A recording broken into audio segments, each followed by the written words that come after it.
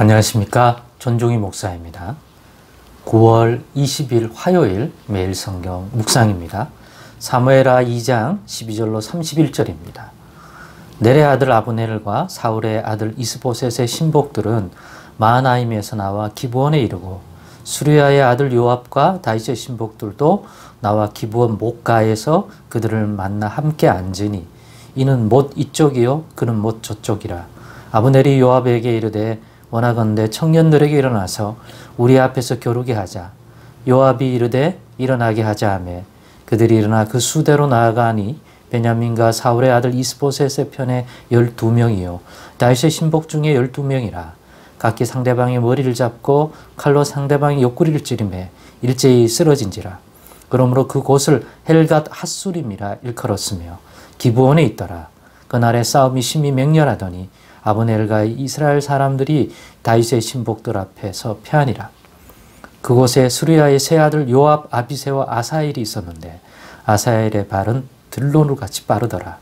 아사엘이 아브넬을 쫓아 달려가되 좌우로 치우치지 않고 아브넬의 뒤를 쫓으니 아브넬이 뒤를 돌아보며 이르되 아사엘아 너냐? 대답하되 나로라. 아브넬이 그에게 이르되 너는 왼쪽으로나 오른쪽으로나 가서 청년 하나를 붙잡아 그의 군복을 빼앗으라 하되 아사엘이 그렇게 하기를 원하지 아니하고 그의 뒤를 쫓으매 아브넬이 다시 아사엘에게 이르되 너는 나 쫓기를 그치라. 내가 너를 쳐서 땅에 엎드러지게 할 까닭이 무엇이냐. 그렇게 하면 내가 어떻게 너의 형 요압을 대면하겠느냐 하되 그가 물러가기를 거절하며 아브넬이 창 뒤 끝으로 그의 배를 찌르니 창이 그의 등을 꿰뚫고 나간지라. 곧 그곳에서 엎드러져 죽으매 아사엘이 엎드러져 죽은 곳에 이르는 자마다 머물러 섰더라. 요압과 아비새가 아브넬의 뒤를 쫓아 기본 거친 땅의 길가 기아 맞은 쪽 암마 산에 이를 때에 해가 졌고 베냐민 족속은 함께 모여 아브넬을 따라 한 무리를 이루고 작은 산 꼭대기에 섰더라. 아브넬이 요압에게 외쳐 이르되 칼이 영원히 사람을 상하겠느냐. 마침내 참혹한 일이 생길 줄을 알지 못하느냐. 너가 언제 무리에게 그의 형제 쫓기를 그치라 명령하겠느냐. 요압이 이르되 하나님이 살아계심을 두고 맹세하노니 너가 말하지 아니하였다면 우리가 아침에 각각 다 돌아갔을 것이요 그의 형제를 쫓지 아니하였으리라 하고 요압이 나팔을 불매 온 무리가 머물러 서고 다시는 이스라엘을 쫓아가지 아니하고 다시는 싸우지도 아니하니라. 아브넬과 그의 부하들이 밤새도록 걸어서 아라바를 지나 요단을 건너 비드론 온 땅을 지나 마하나임에 이르니라. 요압이 아브넬 쫓기를 그치고 돌아와 무리를 다 모으니 다윗의 신복 중에 19명과 아사엘이 없어졌으나 다윗의 신복들이 베냐민과 아브넬에게 속한 자들을 쳐서 360명을 죽였더라. 무리가 아사엘을 들어올려 베들레헴에 있는 그의 조상 묘에 장사하고 요압과 그의 부하들이 밤새도록 걸어서 헤브론에 이른 때에 날이 밝았더라. 아멘. 네, 오늘은 이런 싸움 만들지 말자. 이런 싸움 하지 말자. 또 만들지 말자. 라는 제목으로 묵상 나눔을 갖겠습니다. 왜 그런가? 아무리 봐도 이 싸움에는 진정한 의미에서 승리자가 없는 것 같습니다. 왜냐하면 이런 싸움은 아니함만 못하다는 생각을 해보게 됩니다. 왜 그런지를 가지고 오늘의 교훈을 얻고자 합니다. 이 싸움은 진정한 의미에서 승리자가 있을 수 없는 싸움입니다. 왜냐하면 자기네들끼리 싸움이니까. 왜 이런 싸움이 일어났나? 사울 왕이 죽은 이후에 나라가 둘로, 그러니까 일종의 정치 시스템이, 통치권이 이분화된 거죠. 다윗을 자신의 왕으로 세운 유다와 사울의 아들 이스보셋을 세워 따르려고 하는 남은 북쪽 이스라엘. 그러나 실제 어떤 많은 실권은 아브넬이 가진 것으로 보입니다. 왜냐하면 아브넬의 배경에 힘입어 사울의 아들 이스보셋이 왕이 되었기 때문에 이스보셋은 실제로는 큰 영향을 주지 못하는 왕이었습니다. 단지 사울의 아들이니까 사울 왕에 이어서 일종의 명분이 있는 것이지 않겠습니까? 그러나 유다는 자기 동족인 다윗을 왕으로 세워 헤브론에서 이제 새로운 통치자를 세워서 따르게 되었던 거죠. 그러면서 이제 둘로 갈라진 이후에 처음으로 이제 싸움을 하게 된 겁니다. 그것을 이끄는 사람들이 오늘 등장하는데 북쪽은 당연히 아브넬이고 군사령관 아브넬이고 그리고 유다 쪽은 수루야의 아들로 대표되는 즉 요압, 아비야, 아사엘 이 삼형제가 결국은 군대의 권한을 쥐고 있다고 봐야 되겠습니다.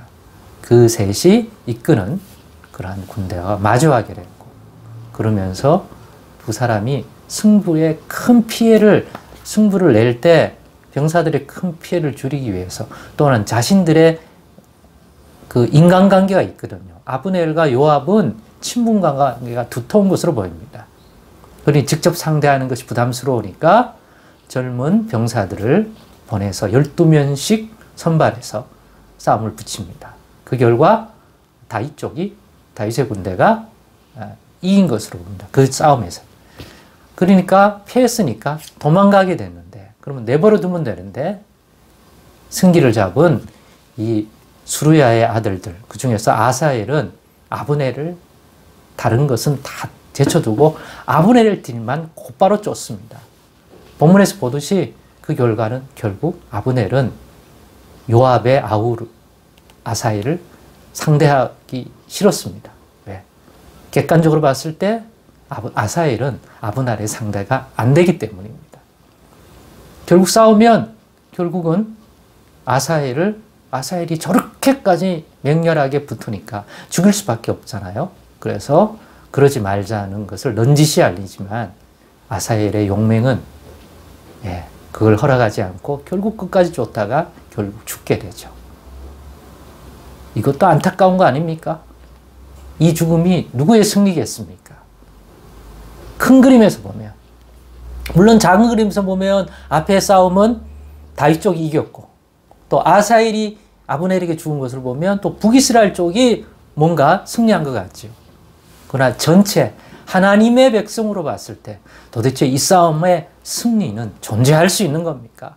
인간적이고 육적으로 봤을 때는 존재할 수 있지만 하나님이 택하여 부르셔서 그 땅에 거하게 하신 아브라함의 후손 하나님의 백성에게는 승리가 없는 그러한 싸움이지 않겠습니까? 그래서 저는 이런 싸움 하지 말자.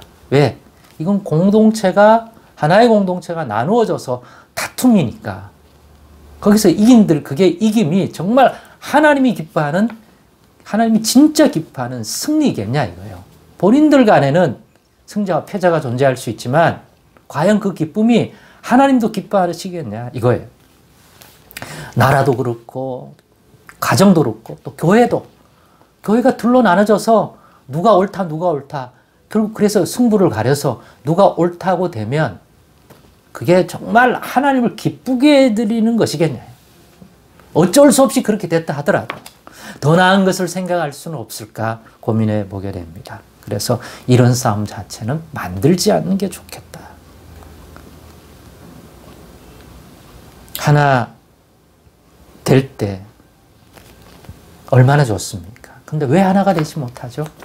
같은 하나님 여호와를 섬기는데 사람을 쫓기 때문이 아닐까요?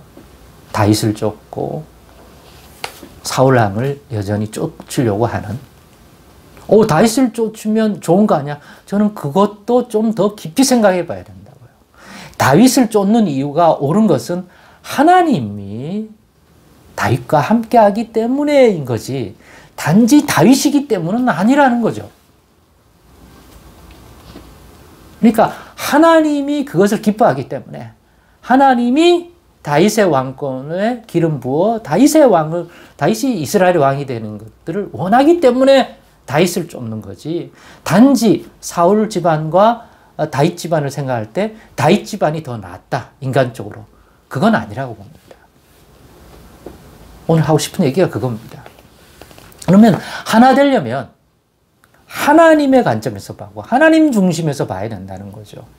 그렇게 생각하면 이런 싸움을 조금 더 안 할 수도 있지 않을까. 물론 제 생각입니다만은 동족 간의 이러한 다툼이 뭘 기쁘게 했습니까? 그러나 어쩔 수 없이 뭔가를 해야 된다면 다윗이 좋으니까, 아브넬과 사울 집안이 좋으니까, 그게 아니라 그럼에도 불구하고 어쩔 수 없다면 하나님의 뜻이 무엇인가, 그것을 살필 수 있었으면 좋겠습니다. 하나님 중심. 그렇게 되면 그 전쟁을 통해서도 결국은 하나 되게 하실 거예요. 하나님의 한 백성이니까. 그러나 사람을 쫓게 되면 그냥 다윗 중심의, 인간적 다윗 중심의 나라를 세우려면 저 반대편에 선 사람 다 죽여야 되잖아요. 그러면 얼마나 큰 희생입니까? 그러나 하나님 중심으로 따라다니면 설령 다윗 쪽에 선다 하더라도 그것을 통해서 하나님이 하실 일은 어떤 것일까요? 거기에는 자비가 있고 긍휼이 있을 줄로 믿습니다. 오늘의 말씀 나눔을 통해서 우리가 승리자가 없는 어떤 다툼과 피해를 줄이려면 최선의 방법은 내가 좋아하는 사람 중심이 아니라 하나님 중심이 되어서 하나님의 뜻 안에서 바라보고 그 안에서 서자. 그것이 그나마 최선이지 않은가, 그런 생각을 해봅니다. 오늘의 말씀이 또 우리 속에 공동체의 어떤 다툼 속에서 우리의 분별력에 조금이라도 도움이 되기를 간절히 바랍니다. 기도하겠습니다. 하나님 감사합니다. 다툼 중에도 하나님 뜻을 분별해가는 그러한 우리가 되게 하옵소서. 예수님의 이름으로 기도드리옵나이다. 아멘.